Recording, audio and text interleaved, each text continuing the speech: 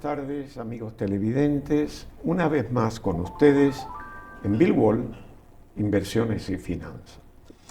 Hoy el primer programa del año es un programa muy especial y tenemos con nosotros también a una persona sumamente especial. Ella, Shahira Nasir Adams, nombre completo, licenciada en Gestión Internacional, Economía, Ciencias Políticas, con posgrado, maestría en finanzas globales, comercio internacional, en fin, me puedo pasar todo el programa mencionando las cualificaciones de esta persona que yo aprecio muchísimo desde hace mucho tiempo. Es parte de la familia Wall, o sea que es oficial esto.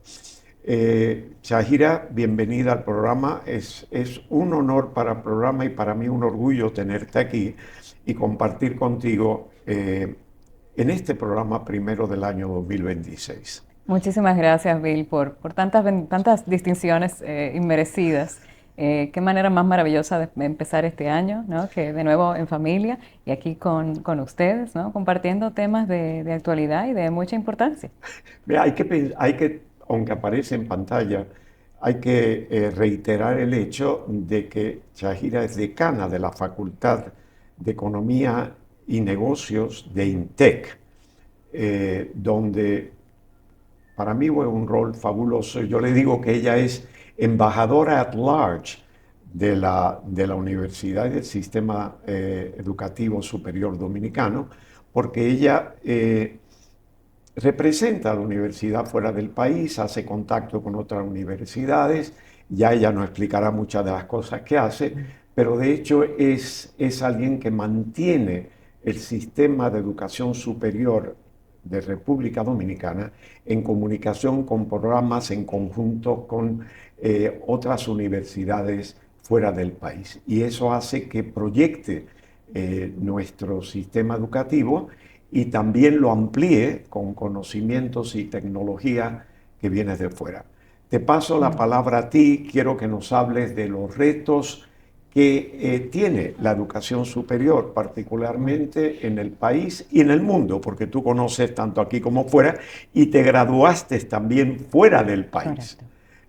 Hay quien dice, antes de pasar la palabra, hay quien dice que tú que te conozco y eres muy ecuánime, muy justa, que la única vez que tal vez cruzaste esa línea de ecuanimidad y fuiste de graduarte en Londres, en Gran Bretaña, fuiste a Argentina posteriormente, cruzaste del Atlántico Norte al Sur en diagonal, con escala en República Dominicana, y hay quien dice que realmente tu presencia fue la que impactó en que las relaciones entre Gran Bretaña y Argentina, posguerra de las Malvinas, Falklands, tú fuiste la que unió de nuevo esos dos países que hasta ese punto habían tenido una relación muy estrecha. ¿Qué más quisiera yo? Pero de nuevo, muchas gracias y gracias por la invitación y por el espacio. Como bien es sabido, la competitividad y la productividad de cualquier economía depende grandemente de la calidad de su sistema educativo. En ese sentido, cualquier agenda de desarrollo debe tener en el centro políticas educativas pensadas para trabajar los retos nacionales, los problemas nacionales, entender bien los contextos internacionales precisamente y entender muy bien sobre todo el desarrollo y la necesidad de cuáles son las competencias que en ese país más se requieran.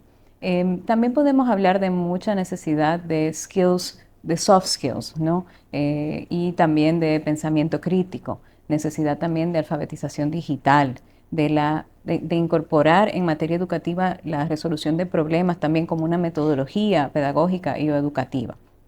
Y muchas veces, o quizás tradicionalmente, venimos enseñando todavía pasivamente, ¿no?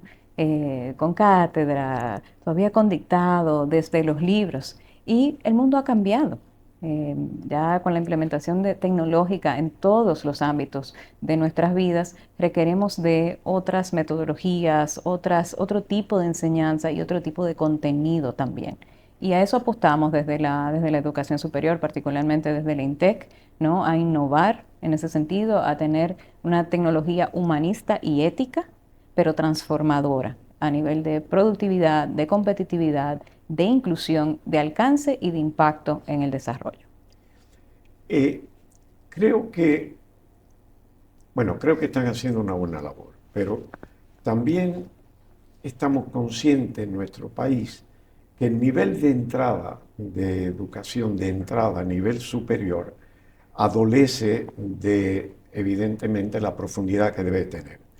En un mundo que está evolucionando con la rapidez que estamos evolucionando, no solamente los conocimientos que se requieren para integrarse al sistema productivo, a la economía nacional, sino también para poder manejar la metodología y el contenido, ya por decir algo, de la inteligencia artificial, requiere de una base mucho más sólida de conocimiento anterior. Correcto. Y haciéndote esta observación, también el hecho de que aquí estamos tratando, las autoridades, de unir en un solo ente el sistema educativo, que siempre tenía diferenciando el ente de primaria secundaria, que era la base de la entrada al nivel superior, del nivel superior que de por sí es otro mundo, es otro enfoque, otro principio.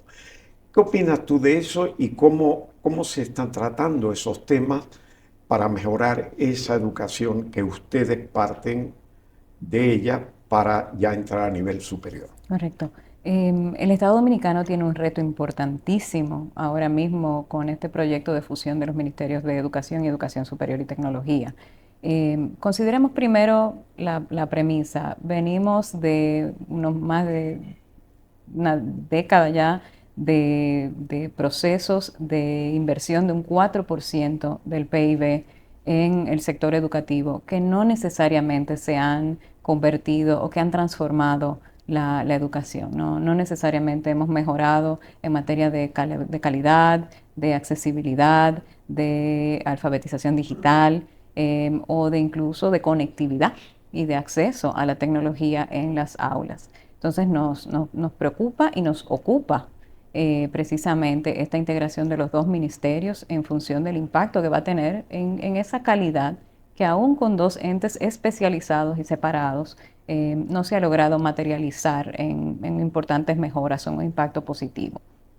Así que entendemos esta necesidad de reforma educativa, de nuevo, no solamente en metodología o en pedagogía, sino también y muy especialmente en cuanto a la capacitación docente. ¿Cuál es el nivel de excelencia, ¿no? que requerimos de nuestros docentes, sobre todo en el sistema público? Y debemos de exigir a nuestros reguladores precisamente que se mejore ese nivel, ¿no? Y que estos transformadores, estos alfabetizadores nuestros puedan también mejorarse, puedan garantizar el cumplimiento de los calendarios educativos y puedan impactar positivamente en la calidad educativa dominicana. Pero nos preocupa, nos ocupa. Esperamos ser involucrados, que se llame a las instituciones de educación superior y a los miembros de la sociedad civil y demás especialistas a participar en estos procesos de transformación y de implementación de la fusión ministerial. Cuando surgió este 4% como reclamo popular, sabemos todo, Sí. que fue en el 2012, si mal no recuerdo, alguien me preguntó, ¿qué opinas tú de esto, no?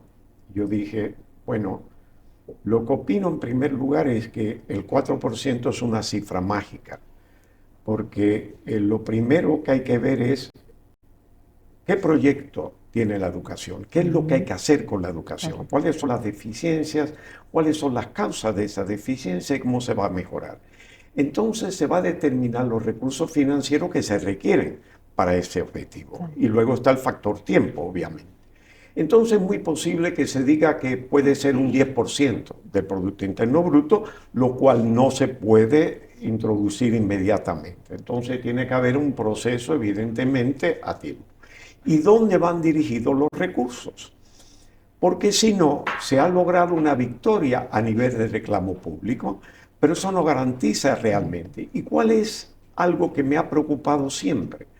Que la tendencia nuestra es a medir los resultados basados en datos históricos.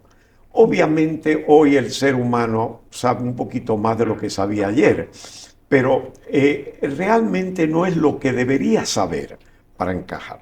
Entonces, si tú tienes una educación superior que evoluciona primero por la influencia del sector productivo que exige al individuo tener esa capacidad para integrarse Correcto. a la economía. Y por otro lado, tú tienes la base del cual depende ese sistema superior, que es primaria, secundaria, que incluye además de materias la disciplina para aprender.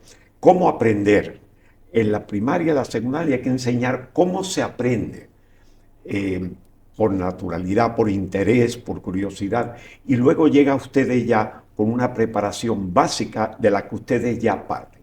Si el sistema anterior al de ustedes no evoluciona a la misma o a la par del sistema superior, se va ampliando una brecha que va a ser muy difícil de cumplir a mi criterio. Pero tú también tienes la ventaja de que al ser embajador at large del sistema educativo, está en contacto continuo con universidades de fuera con las cuales ustedes en INTEC hacen acuerdo. Por lo tanto, ustedes tienen una parte de referencia ya integrada al sistema educativo internacional. ¿Cómo ustedes van a poder, digamos, encajar eso? Y si yo veo que hay una posición contraria a lo de unificar todo el sistema educativo y entiendo por qué, pero ¿qué pasa si se mantiene unido? ¿Y cómo eso afecta los proyectos que ustedes tengan de mejorar la educación superior? Bueno, todavía el proyecto de unificación sigue siendo un proyecto y hay mucho desconocimiento, ¿no? De cómo se van a ver precisamente esas nuevas entidades reguladoras, sobre todo a nivel de educación superior. Así que en ese sentido hacemos un llamado, ¿no? Y nos ofrecemos a participar de estos procesos. Pero ¿qué sí estamos viendo a nivel internacional? Que la política educativa y todas las reformas educativas de hoy en día, primero, responden efectivamente a problemas nacionales y a las necesidades nacionales. Segundo, que articulan esta educación en función de sí, una necesidad de empleo, pero este empleo debe de responder a una necesidad de productividad y competitividad nacional. Que ya los programas de estudios no sean quizás los clásicos, ¿no? Quizás ya no estamos hablando de contabilidad como nosotros la conocimos, ¿no? en la universidad, y sí de analítica de datos o de métodos cuantitativos más avanzados. ¿Por qué? Porque ya sí nos podemos apoyar de inteligencia artificial, de una serie histórica de datos, etcétera, que hace de nuestro métier, de estas carreras, ya mucho más avanzadas, ¿no? Que solo limitarse a lo cuantitativo. Así que esa es una de las principales tendencias, ¿no? O reformas, esa articulación triple de educación para el empleo, para la productividad y competitividad nacional. También el tema de la capacitación y la elevación docente en excelencia. Los docentes son la espina dorsal, el corazón y también el cerebro en muchas ocasiones de nuestras entidades educativas. Y contamos con ellos como ese soporte vital, ¿no? de este aparato vivo que impacta. Así que entendemos que este nuevo ministerio, esta nueva fusión, este nuevo proyecto debe contemplar muy en su corazón no solamente el contenido de los programas educativos, sino también el contenido de la capacitación docente y las calificaciones docentes. También los programas académicos ahora están más orientados al desarrollo de competencias. Precisamente, tiene comprensión lectora, no cuantitativamente valor, bueno, se leyeron tantos libros al final del año. ¿Qué grado de comprensión lectora tiene? ¿Qué grado de análisis lógico y o matemático tiene el alumno? Y en este sentido también esa misma metodología se extiende a los docentes, ¿no?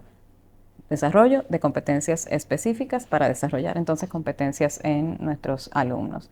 Así que y obviamente temas de conectividad en función de las infraestructuras, Esto es muy, muy necesario que esté en el corazón de cualquier reforma o cualquier planteamiento que traiga el nuevo ministerio y de alfabetización digital para tanto los estudiantes como los docentes. Ningún programa, ninguna reforma educativa de hoy en día puede dejar de contemplar la alfabetización digital en el corazón, ¿no?, de su existencia. Eso digital va más allá, por supuesto, del sistema educativo, porque veníamos hablando sobre el impacto de la inteligencia Correcto, artificial que se está introduciendo ahora correcto. en los teléfonos, ¿no? En las comunicaciones. Y los dos tuvimos experiencias de vernos de buena primera confrontados con unos cambios en el propio teléfono por el impacto de esa inteligencia artificial que nos impidió utilizar ese equipo.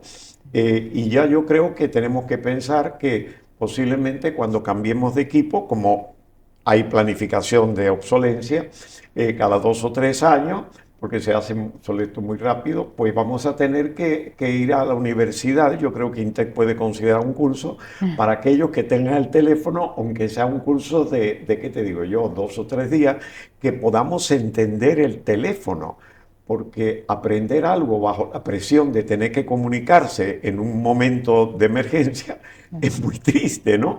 Pero lo digo esto simplemente hasta donde llegamos. El otro tema que dentro de la educación que me parece interesante es sobre la financiación de la educación. No solamente lo tradicional de que el gobierno aporte a la educación, sobre todo masiva, ¿no? Digamos, y tenemos siempre las universidades privadas que sabemos que cuesta una fortuna aquí fuera.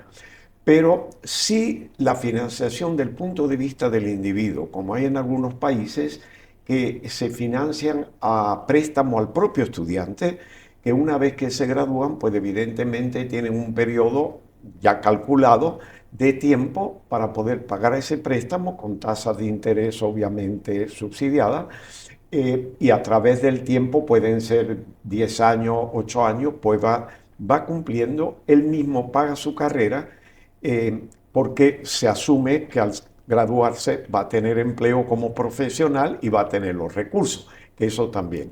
¿Qué se podría hacer en ese aspecto para no mantener la presión total en el erario público Ujú. o en becas del sector privado, o tener laboratorios que evidentemente tengan un aspecto de producción para la economía nacional, que tenga obviamente unos ingresos por esa vía? Correcto. Es un problema internacional, incluso la dependencia que tienen las universidades precisamente de la matrícula. Y esto lamentablemente se genera o se refleja en los costos de inscripción y del creditaje para los estudiantes. Tradicionalmente, INTEC tiene ya muchos años con el programa INTEC para los estudiantes sobresalientes, donde afortunadamente continuamos impactando a estudiantes de excelencia que quizás por temas económicos no pudieran acceder a educación superior privada o de calidad. Lo hacemos tanto con fondos propios como también gracias a los aportes muy generosos del sector privado. INTEC tiene un modelo muy interesante porque no es solamente una universidad en el sentido tradicional, es un centro de investigación regional. INTEC tiene 32 laboratorios, algunos de los cuales no existen o son únicos en la región, que ofrece servicio a la industria, y gracias a eso también podemos subvencionar estos estudiantes maravillosos que se nos acercan, ¿no?, con mucho deseo, dicen quiero ser parte de la colmena y quiero estudiar acá. Y también estamos muy agradecidos de las donaciones individuales. Tenemos actualmente una campaña maravillosa de donación, un Giving Day al año, muchas actividades, y nuestro maravilloso alumni que también se siente muy orgulloso, ¿no?, de tener ese ADN intesiano, como decimos, y quiere colaborar para impactar. Y es algo cultural, ¿no? También, tú lo sabes muy bien, que fuera de acá se estila que el egresado de cualquier institución colabore con su universidad y aporte e impacte.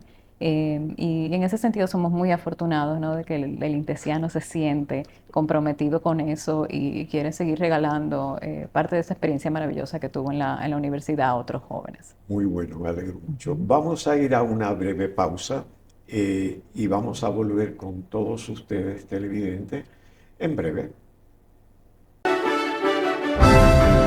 Shahira, no te voy a preguntar, ¿qué es lo que tú consideras que debes mencionar sobre el tema?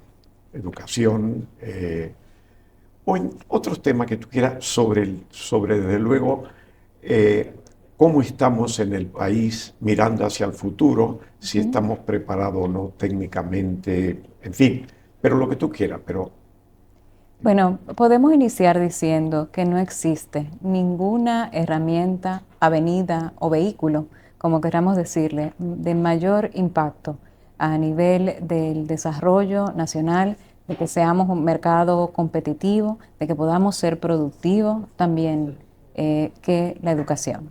Y que no podemos dejar fuera un proceso de reformas integrales, transversales, articuladas en conjunto con el sector productivo del país, que las reformas educativas requeridas. La República Dominicana se encuentra, vamos a decir que geográfica, políticamente y también en un momento muy interesante a nivel del crecimiento económico, de la edad de su población, de precisamente las reformas o nuevas regulaciones que nuestros principales socios comerciales están implementando en este momento. Vemos también el mismo comportamiento económico, cómo cerró el pasado año a nivel de inflación, a nivel del crecimiento económico, lo vemos en el IMAE. Y no puedo dejar de pensar en todas las oportunidades que se aperturan para el país, sobre todo a nivel de capacitación en tecnologías. Estamos en un momento maravilloso de poder ser parte de la fabricación o ser parte, ¿no?, del ecosistema de producción y de empaque y de diseño de los semiconductores, por ejemplo. Como bien hablabas, ya la tecnología está absolutamente involucrada y entrometida, textual y literalmente, en todos los aspectos de nuestras vidas, lo queramos o no. Y para eso se van a necesitar más chips. Y tenemos una población joven, un lugar en el mundo privilegiado en cuanto a acceso, en cuanto a puertos, en cuanto a facilidad de fabricación, de transporte para poder involucrarnos en ese sector particular, ¿no? Y también de poder elevar la oferta, ya partiendo o alejándonos un poco más de la producción de productos primarios. Y seguir avanzando y sofisticando también ese involucramiento que tenemos en servicios. También estamos, bueno, aún a la espera de que se definan reformas importantes en materia laboral, en materia fiscal. Y esto va a tener un impacto también en la calidad, cantidad y en el tipo de profesionales y las capacitaciones requeridas para estas personas. También en materia de emprendimiento, es importantísimo seguir formando a los profesionales independientemente de cuáles sean su carrera, su área de especialidad en emprendimiento y negocios. Quizás no todos necesitemos, vamos a decir, expresión artística, pero todo el mundo necesita saber lo que es una tasa de interés y lo que es un crédito bancario y lo que es una fecha de corte de una tarjeta. Esto es algo que a través de los años hemos discutido mucho y quizás parte de por qué tú, a lo cual distingo muchísimo, te has involucrado en temas de educación, ¿no? Es para poder precisamente ser de impacto y que las personas puedan tener mejor calidad de vida. Así que a eso, desde la institución, aportamos y queremos continuar haciendo.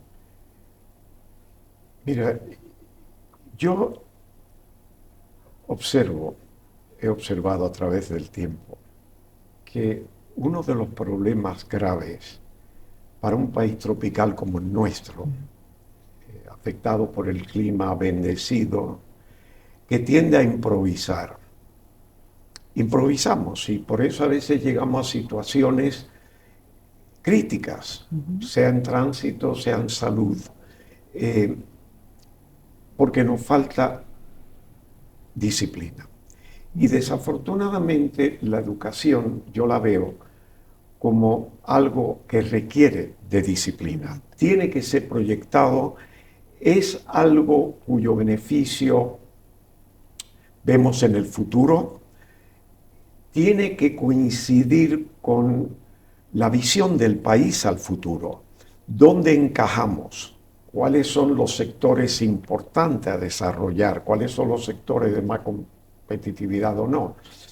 Y creo que hay ese conflicto entre la forma de pensar intensa, de los sentimientos intensos nuestros, que son cortoplacistas, porque obviamente son muy profundos, a una planificación fría, calculada y medida a base del progreso.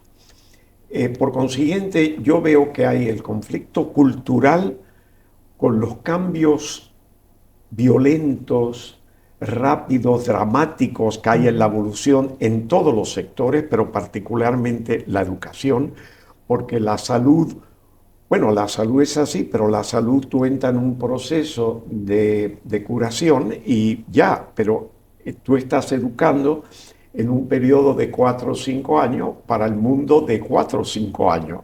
Y tiene que ser consono con lo que el sector privado productivo vea, con los programas gubernamentales del desarrollo económico y con toda la estructura del país. Entonces yo creo que tenemos un poco más de retos que tienen los países nórdicos, donde en invierno se quedan en su casa y pueden estudiar, ¿no? Pero en fin, ¿cómo tú que has estudiado fuera, te has graduado fuera, que conoces muy bien fuera y que mantiene el contacto fuera, ¿cómo ves tú ese reto de aplicación sin acelerar el proceso de manera que te salga de la capacidad de adopción, digamos, de adaptación? ¿Cómo es que se puede hacer este equilibrio tan delicado de un sector que requiere esa disciplina? Bueno, primeramente a nivel internacional se está hablando más de metodologías, particularmente STEM, ¿no? Ciencia, tecnología, ingeniería y matemáticas. Y la formación desde los grados iniciales ya se está trabajando en esas metodologías. ¿Por qué? Porque eso desarrolla pensamiento crítico, desarrolla otro tipo de análisis, hasta las mismas destrezas motoras. Así que, de nuevo, el aprendizaje y la enseñanza han cambiado. En economía siempre hablamos de problemas estructurales y de contagio, ¿no? Y tú y yo mencionábamos eso anteriormente. Y sí, nuestros problemas estructurales vienen precisamente de temas culturales, quizás también somos apegados, ¿no? A cómo las cosas se venían haciendo o se hacían tradicionalmente. Y debemos de entender esto más como un proceso complementario, más que un rechazo a las viejas prácticas, ¿no? Complementario, de vanguardia y sobre todo de mucho impacto. Debemos continuar pensando también ya para los profesionales existentes en programas de educación continua, en certificaciones, incluso quizás empezar a hablar también con el sector productivo. Y debo de decir que hay mucha demanda precisamente de la industria de quizás carreras técnicas más cortas. Así que pudiéramos a nivel de los reguladores ser más ágiles en adaptar precisamente esas prácticas internacionales y que logran una empleomanía, logran una población más empleable, más ágil, más productiva, más competitiva local e internacionalmente. Así que nuestra apuesta es precisamente a eso, es ahora mismo a metodologías STEM, ¿no? Seguimos apostando fuertemente a la ciencia, a la tecnología, a las ingenierías, a las matemáticas, transversalmente a todas las carreras. Seguimos apostando a programas de educación continua que impacten directamente a la formación que quizás ya se pueda ver un poco rezagada, ¿no? O que no esté muy actualizada. Seguimos también apostando, como se está haciendo internacionalmente, a las alianzas con los sectores productivos del país y a que la tecnología y la innovación sea transversal a absolutamente todo lo que hacemos. A mí me llamó la atención desde la primera vez que llegué al país el deseo de aprender del dominicano. Es algo, es algo que no lo he visto en otro lugar. Siempre ha habido un deseo de aprender, obviamente, porque la evolución del ser humano requiere adaptarse y aprender. Pero en República Dominicana me llama la atención porque es eso. ¿Cómo ves tú el estudiantado? ¿Cómo ves tú que fuiste obviamente estudiante, como todos nosotros? ¿Cómo lo ves? Si tú piensas en lo que tú fuiste como estudiante, por supuesto en otras partes, ¿cómo ve la actitud? ¿Cómo ve el que ellos tengan esta fuente de información masiva que obviamente captan y comparan con lo que se le enseña en el centro formal, ¿no? Que obliga también al profesorado a estar al Correcto, tanto de lo que correcto. hay disponible en todos esos medios. Qué buena pregunta haces, Bill, porque ha cambiado tanto y lo que tenemos unos añitos, ¿no? en esto, nos sentimos, y me incluyo, ¿no? Retados. Cuando nosotros éramos estudiantes, cuando yo recuerdo ir a la universidad y sentirme muy privilegiada de poder estar ahí y tratar el aula, el profesor sobre todo y el material como con un cierto nivel de respeto. Y hoy en día es muy diferente. Hoy en día yo me siento muy retada por mis estudiantes y es algo que escucho de parte del claustro, ¿no? Mencionar constantemente que prácticamente y precisamente por ese acceso a tanta información mala y buena, eh, a que justifique el docente el por qué el estudiante debe de estar ahí. Y qué bueno, ¿no? Qué bueno que está ocurriendo así. Efectivamente, hay mucha competencia, hay mucho acceso a programas virtuales, a mucha información. Y bueno, eso nos hace replantearnos qué estamos enseñando y cómo lo estamos haciendo. Y efectivamente, cuál es el rol y cuál es el impacto que la educación superior formal, como nosotros la conocemos, presencial sobre todo, cuál es el impacto que genuinamente tiene y por qué por qué seguimos abogando, porque se mantenga y se eleve. Y esto tiene mucho que ver, como te decía, hoy en día con las metodologías, sobre todo las metodologías activas. Ya no pensamos en cátedras ese note-taking, ¿no? Ese dictado pasivo que nosotros quizás recibíamos en las universidades de grandes profesionales, sino en involucrar al estudiante y que este sea el centro de su propio proceso de enseñanza. ¿Cómo lo hacemos? Con casos de estudios, reversando, ¿no? Poniendo al estudiante a que sea él en la pizarra, a que sea él que dé la clase, a que sea él o ella que investigue y que imparta conocimiento, pero sobre todo a que pueda, vamos a decir, canalizar o buscar cuál es la avenida, cuál es el área de especialización, cuáles son los temas que quiere investigar para que se mantenga involucrado. Así que primeramente con metodologías activas, haciendo al estudiante el centro de involucrando tecnología, porque son nativos digitales. Nosotros no lo fuimos, nosotros nos tuvimos todos que adaptar, pero los estudiantes, estas últimas dos generaciones son nativos digitales y ya no entienden el mundo con el papel y el lápiz, aunque eso tiene obviamente su propósito. El aprendizaje sigue estando, vamos a decir, asociado al movimiento. Nuestro cerebro graba información únicamente cuando hay movimiento, sea de un lápiz, etcétera. Pero ya no lo ve así. Las butacas ya no tienen papel y lápiz, tienen una laptop o en su defecto un celular. Entonces, yo me encuentro constantemente retada y sé que muchos de mis colegas lo sienten así también, retada a justificar la importancia de la educación presencial y de calidad, pero creo que el principal reto es de enseñarlos a utilizar esa tecnología para su mejoría y para su proceso educativo. Tenemos muchas reuniones, ¿no? Donde obviamente el problema principal actual es el plagio, el uso de información desactualizada. En temas de analítica de datos utilizamos mucho basura entra, basura sale. Si la data no es buena, lo que estamos procesando y produciendo no funciona, no sirve. Así que es de nosotros como docentes, como formadores, integrar la tecnología, acompañarlo en nuestro proceso de aprendizaje y educar al estudiante en el uso de esas tecnologías, donde quizás cuando llega a nosotros no ha tenido una educación formal. En mis primeros días de clase recuerdo un grupo que se me acerca y me dice que qué yo opino del uso de inteligencia artificial para la resolución de los problemas prácticos que tenías. Y dije, no, úsenla. Pero ahora vamos a trabajar cómo se utiliza. Y con la misma inteligencia artificial hemos logrado desarrollar incluso programas de formación dentro de la asignatura para que ellos entiendan mejor algunos conceptos. Así que nos toca como docentes, como academia, actualizarnos, adelantarnos e implementar ya procesos y programas educativos pensados en la tecnología. Es bueno que diga eso. Yo creo que los padres y los empresarios y la sociedad en general debe de estar consciente de precisamente esos retos que ustedes enfrentan. Técnicamente yo veo que ustedes tienen un proceso de desaprendizaje y aprendizaje simultáneo. Correcto. Porque usualmente el profesor era enseñar, pero ahora hay que también corregir lo que aprendan de otras fuentes que no están controladas. Y aunque sea buena información, pueden recibirla a destiempo, lo cual le crea confusión, ¿no? Y es interesante enfocarlo. Yo creo que los estudiantes tienen tendencia a retar a los profesores, a comparar la información que reciben de una fuente, a ver hasta dónde saben, ¿no? Pero es simpático.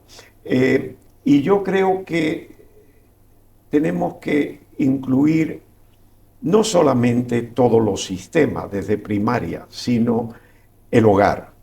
Hay una parte, el hogar, de un respeto, unos principios de manejo del tiempo tal vez igual, que es difícil en un país tropical manejar el tiempo, pero es esencial manejar el tiempo, darle el tiempo a lo que tiene importancia en un proceso que en el norte con el frío se acostumbra uno a tener esa disciplina, pero aquí va más allá. Y yo creo que el sistema educativo superior ganaría muchísimo si ya viene una formación, tanto social como académica. Entre ellas, por ejemplo, tú tienes un área que es comercio, ¿no? Negocios, que es internacional básicamente. Pero en la época mía nosotros estudiamos la secundaria en Europa, historia y geografía universal. De manera que si yo llegaba al nivel superior y se hablaba de un comercio internacional, yo tenía una visión del globo, de las diferentes culturas, de la ubicación de los países y por consiguiente podía identificarme con ello. Si ustedes están hablando a nivel internacional de China, la influencia de China en Asia y comparando los países y por qué China pues usa no el nearshoring, tal vez el farshoring, pasando producción a países contiguos con tecnología y dinero chino para exportar porque es más beneficioso, que tenga esa visualización de qué se está hablando. Si no, ustedes van a tener que comenzar a indicar dónde es que está China y cuáles son los países y cuáles son las diferencias, y entonces eso tenía que ser un dado. Y desgraciadamente no aparecen en los teléfonos de la manera que debe aparecer. Okay. Yo creo que eso para ti sería fascinante, porque yo que lo estudiaste y en muchas ocasiones cuando comentamos nosotros cosas siempre nos salimos del plano donde estamos y nos vamos por todo el globo. Pero sí yo creo que es importante que el mismo profesor esté consciente, ¿no? Es así, y en ese sentido somos muy afortunados de contar con un claustro docente que es practicante. Para seguir ese ejemplo que mencionas, una de nuestras carreras más populares, estelares, vamos a decir, es la licenciatura en negocios internacionales. Y nuestro cuerpo docente tiene desde diplomáticos en funciones, que están en misión ahora mismo y que se conectan virtualmente o que traen colegas, traen expertos. Y de las principales materias en que me haces pensar, por ejemplo, están hacer negocios con China, doing business with China, hacer negocios con Europa, contextos políticos y sociales, por región, a nivel, y precisamente apostamos a eso, ¿no? A que el estudiante reciba de mano del practicante, de quien está ahora mismo en el mercado, de quien está llevando a cabo estas negociaciones, ¿no? Ese aprendizaje casi en tiempo real. Otra de nuestras carreras estelares y muy de vanguardia, por ejemplo, es la ingeniería financiera, que es una materia altamente cuantitativa, pensada precisamente en la demanda y la necesidad que tienen ahora con un mercado financiero y de valores mucho más sofisticado aquí en República Dominicana de esos profesionales, ¿no? Y nuestro perfil del egresado en ese sentido es de competencias altamente cuantitativas en temas de matemáticas, de economía y de finanzas, ¿no? Así que apostamos a esa diferenciación en cuanto al egresado fresco, actualizado, de vanguardia y práctico. Bueno, pues nada, me están haciendo señales, esto me recuerda a juegos de pelota, yo nunca jugué pelota, yo era más de fútbol. Pero en fin, es una breve pausa que debemos de ir, ¿verdad? Y la hacemos la breve pausa y volvemos con ustedes. Es así, ¿verdad? Porque esto uno se convierte en televisión, se convierte uno realmente en un jugador de pelota, excepto que el jugador conoce la seña y aquí a veces tenemos que adivinarla. Volvemos con ustedes. Bien, Shahira, como tú, este programa es tuyo y como tenemos esos vínculos tan estrechos que tenemos, tú lo vas a cerrar el programa. Así que por consiguiente, tú vas a tocar el tema que tú consideres que debemos tocar aquí, en este programa, y te lo dejo. Así que adelante, comenta lo que tú quieras, pregunta, haz algo que para mí ha sido fabuloso esta entrevista y que la cerremos con broche de oro. ¿Cómo no? Entonces permíteme entonces, Bill, entrevistarte a ti. Parte de nuestras buenas prácticas, nuestras prácticas, vamos a decir, de primer mundo, es contar con maravillosos comités consultivos para la mejora constante y esa consulta, ¿no?, con el sector productivo, con académicos de primer orden en cada una de nuestras áreas académicas. Así que permíteme por el día de hoy hacerte un miembro honorario de, el comité consultivo académico. Y permíteme preguntarte, a tu entender, ¿no?, que también has sido formador de grandes profesionales, mentor de muchas personas de mucha relevancia a nivel nacional e internacional y que has participado de la mano de instituciones financieras, gubernamentales, de tantos procesos de impacto, de reforma económica, financiera y educativa. Permíteme preguntarte lo siguiente. ¿Cuáles son, a tu mejor entender, esas competencias que nuestros egresados de educación superior necesitan para triunfar, para ser de impacto, para ser relevantes en la industria el día de hoy? Honestidad. Hay que ser honesto con uno mismo, hay que ser honesto con su profesión, puesto que es una elección propia. Las personas tienen que dedicarse donde ellos saben que la naturaleza le da ciertas habilidades que la hace que se incline en esa dirección. Uno de los conflictos que hemos pasado todo por ello es que muchas veces no estamos claros en qué profesión vamos a seguir, porque no es blanco y negro, evidentemente, ¿no? Es el área gris. Yo creo que lo más importante es formar profesionales en todo el sentido de la palabra. Yo estoy convencido que el ser humano, desde que está en el proceso de engendrarse en el cuerpo de la madre, está evolucionando y por consiguiente está adaptándose y por consiguiente está aprendiendo. Quiere decir que el ser humano, aún antes de nacer, ya tiene unos conceptos de necesidad de aprender para adaptarse. Entonces lo que hay que hacer es, en el sector educativo, a mi criterio, es mantener ese interés vivo, que el ser humano entienda que aprende todo el tiempo. Algunas veces no se da cuenta, es una cosa natural, y otras veces sí lo reconoce. Y que siempre hay algo que aprender. Y en el mundo actual, de cambios tan dramáticos, tú sabes mejor que yo, que es necesario aprender. Ya no es cuestión por sencillamente curiosidad, sino que tenemos que aprender. A la edad mía, no la voy a confesar, pero en fin, tengo unos añitos, yo soy creyente de que hay que mantenerse actualizado y eso es aprender. Cuando me preguntan cuál es la mejor época de tu vida, yo digo esta, pero no va a ser tan buena como la de mañana y la de pasado, porque es cuestión de todo un compendio de conocimiento y experiencia, que la experiencia es cementar el conocimiento, de yo poder utilizar todo esto para aprender algo nuevo, para adaptarme a lo nuevo. Y ese es el disco duro de uno. Y yo creo que la educación es esa. Ustedes tienen la dicha en la educación superior de utilizar los conocimientos que trae el estudiante, su conocimiento, su experiencia, y realmente modelarla para que encaje en el mundo profesional, para que se sienta partícipe de la evolución del país, de la economía, productivo, y a la vez eso le genere una satisfacción que no se paga con dinero, es propia, es el logro, ¿no?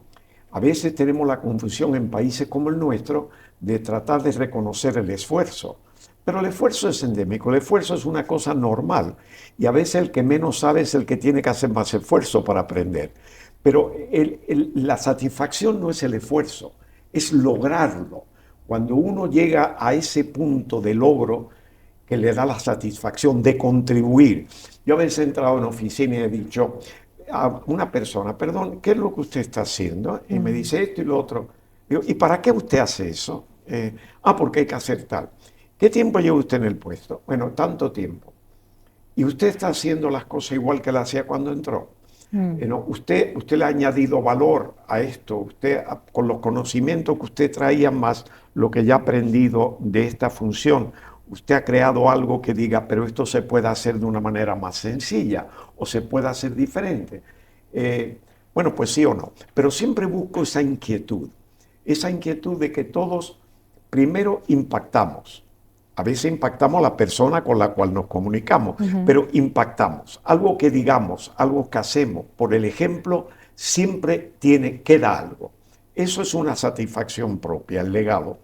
Y lo otro es que obviamente la persona tiene que sentirse, hay que empoderar a la persona. Yo me acuerdo que alguien en una universidad me preguntó, hoy los muchachos son menos disciplinados y siempre hay conflicto, ¿qué hacemos? Digo, empodera al estudiante. Porque fíjate bien que hay algo interesante. Cuando vamos a enseñar a alguien, nosotros preparamos el material y tenemos la metodología, obviamente. Y nosotros decimos, te vamos a enseñar esto, si no lo decimos, lo estamos haciendo, te vamos a enseñar esto y de esta manera. Y la persona que va a aprender tiene el derecho de decir, sí, pero yo tengo dudas aquí, o me gustaría aprender esto, o me gustaría aprender lo otro.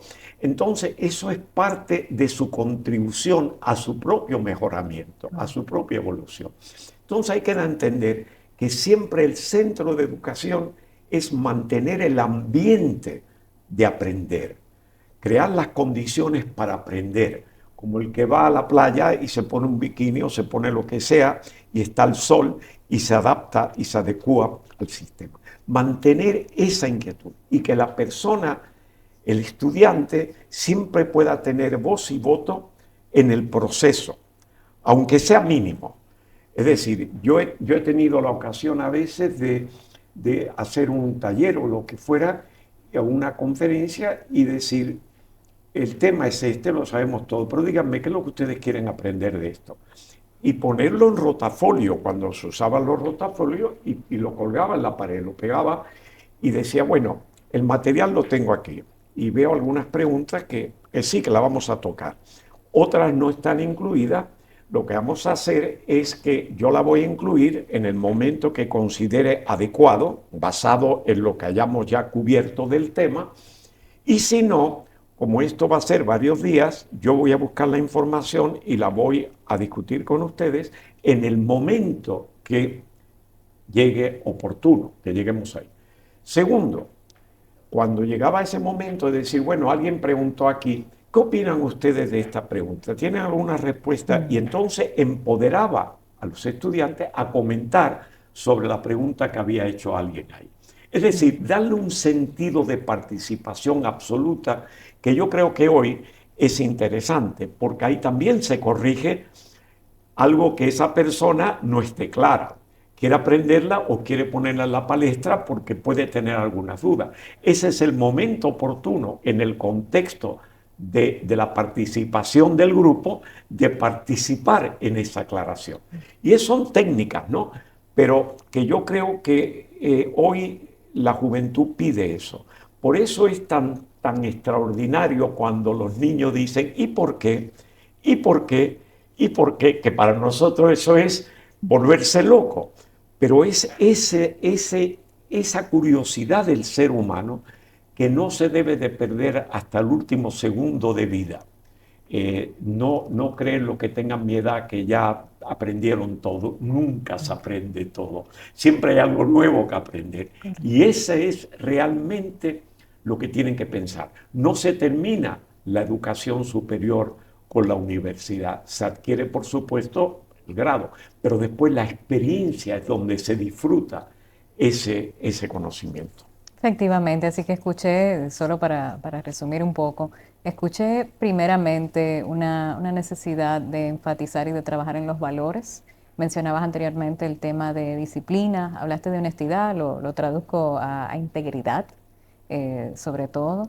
Pienso también en esos soft skills de la comunicación, especialmente, que solamente se logra en el proceso en que el estudiante se empodera, se involucra, para que entienda la importancia de su aprendizaje, lo haga propio, domine las ideas y en ese sentido pueda también exponer eso y practicar, ¿no?, de eso que ha aprendido. Creo que estamos ya finalizando este maravilloso espacio. Nuevamente, muchísimas gracias por tenernos nuevamente con ustedes y aprovecho para desearles a todos tus televidentes un maravilloso, venturoso y productivo 2026. Señor Wall. Muchas gracias, profesora. Espero haber pasado el examen. Muchas gracias, Zahira, contigo.